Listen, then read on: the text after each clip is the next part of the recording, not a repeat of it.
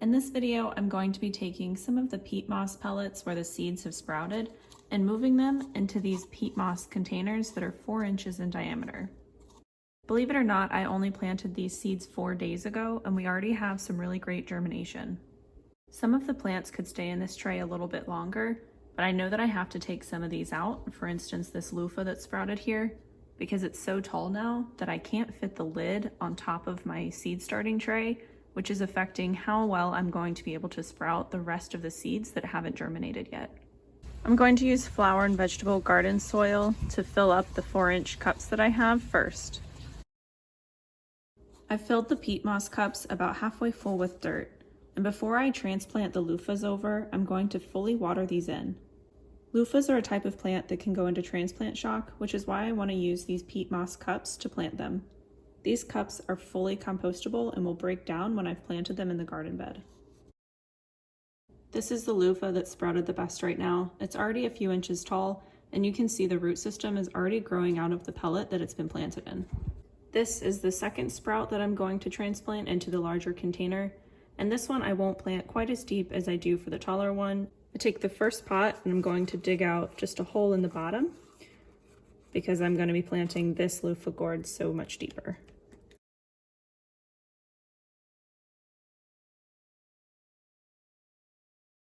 So that's the first peat moss done.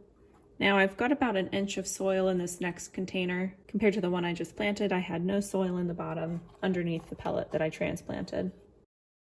Going to take my second sprouted loofah gourd, place that right on top.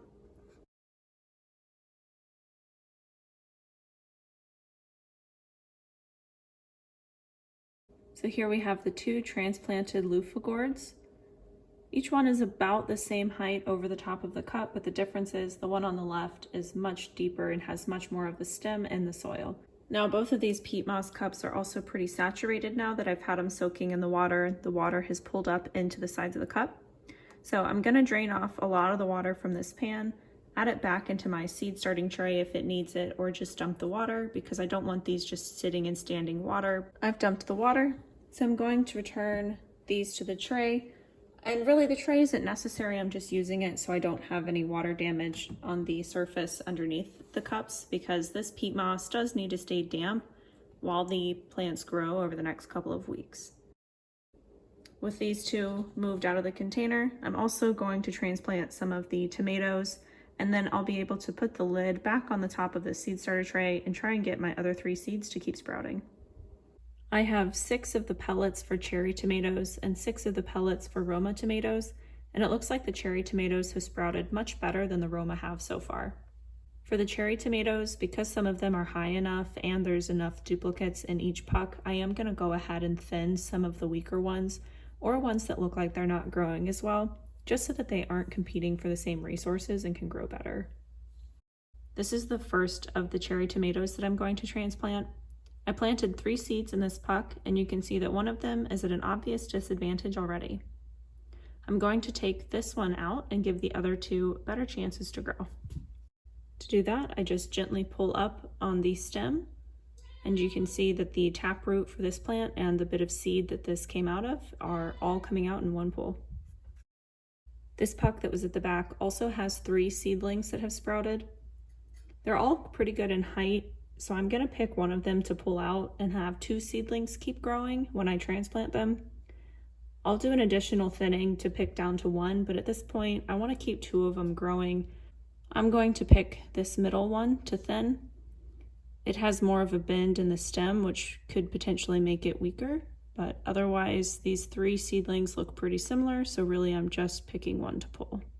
The other 4 pellets either haven't sprouted yet or only have 2 sprouts, so I'm not going to thin those right now. To transplant the tomatoes, I've taken a peat moss cup and I've heavily saturated it with water. You can see how flimsy the sides are compared to a peat moss cup that hasn't been saturated with water yet. I'm going to fill the cup about halfway full with dirt.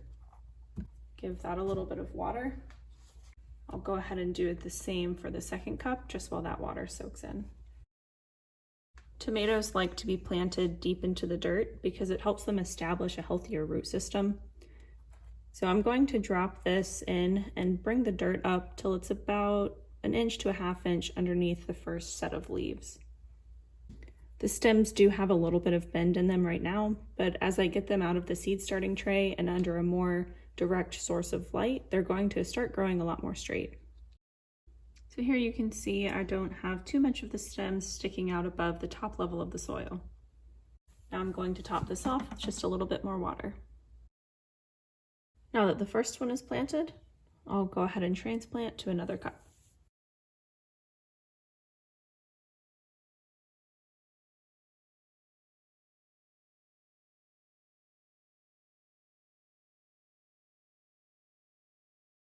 Now that I've transplanted my cherry tomatoes, I'm going to move over some of the Roma tomatoes.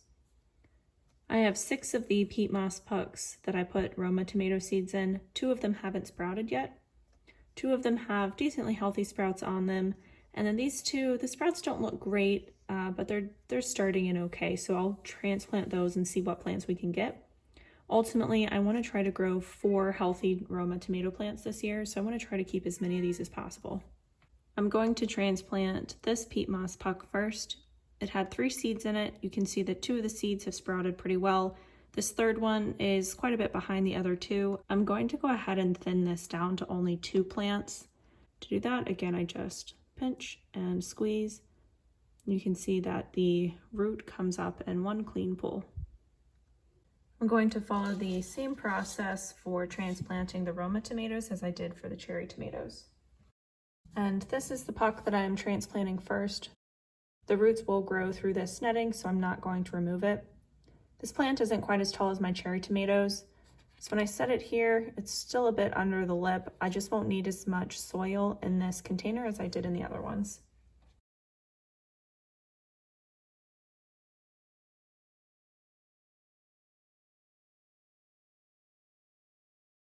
Now I'll transplant the second Roma tomato.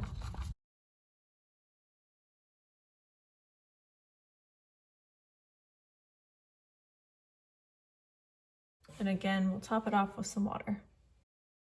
I have 2 Roma tomato pucks left that have sprouted, but neither one really looks great. Both of them look like they have a second sprout coming in behind it. So what I'm going to do is I'm going to remove the 2 that have already sprouted and plant them outside of the peat pellet, but directly into one of the peat cups. This will give the sprouts coming up better time to sprout because I'll keep them in the seed starting tray on top of the heat mat and with the humid dome on top. These 2 need to come out of the seed starter tray. Because they've already sprouted and they're a couple inches tall, I don't want them to be in that really humid environment and potentially get any disease because they need better airflow than what they can get in the tray right now. So I'll do the same process, starting the cup with a little bit of water in it. This time I'm going to add a lot more soil than half because the roots need a little bit more support when I put them in. So we'll go about 3/4 of the way full. Then I'm gently going to pinch the stem, pull straight up, and you can see the root is fully intact when I lift it out of the pellet. This I'll put back into the seed starter tray. Set him down for now and grab the second one from this puck. Lightly pinch, pull straight out. Again, the root is fully intact. It does look like pretty healthy roots, so I think these will transplant okay. And it's also going to give the seeds that haven't sprouted yet in those pucks a better chance to grow. So to transplant these, I'm going to dig just a little hole, drop it straight into the hole, and then close the soil in around the plant. Same for this one. And because I'm planting these individually, I have a better chance of spacing them out. I can space them out more so they won't be competing for resources as much as some of the ones that are closer together.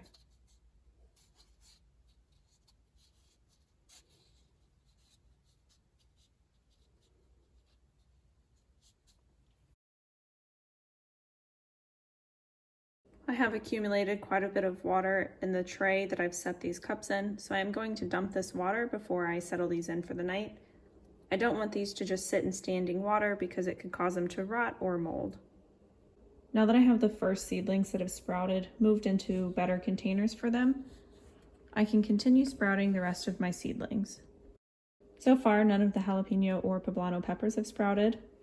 To get these back going, I'm going to turn my heat mat back on and then put the plastic lid over the seed starting tray again. Thanks for watching this video, and make sure to like and subscribe in order to see all the next videos that come out for starting our vegetable garden.